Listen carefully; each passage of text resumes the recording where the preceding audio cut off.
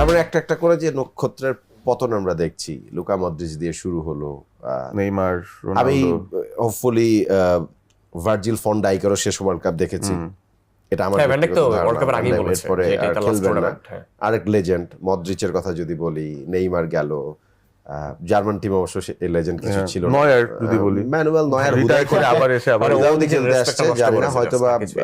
Kimmich পরের world cup খেলবে না। কিমিক তো আর ফিলিপ লাম না যে তার আমি ওই জায়গায় নিয়ে যাইতে পারি, সো প্রশ্নই ওঠে না। তারপরে ক্রিস্টিয়ানো গেল, নেইমার গেল, মেসির যাওয়াটা ডিলেড হবে।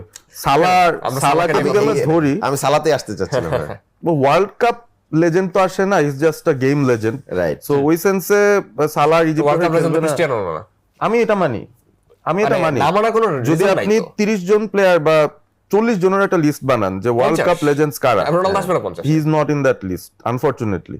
একটা রেকর্ডই খালি আছে যেটার জন্য তাকে হয়তো একটু রেসপেক্ট দেওয়া যেতে পারে, যে তার লনজিভিটির প্রুফ আছে, 6টা ওয়ার্ল্ড কাপে টানা গোল দিছে, অ্যাট লিস্ট একটা করে হলো গোল আছে।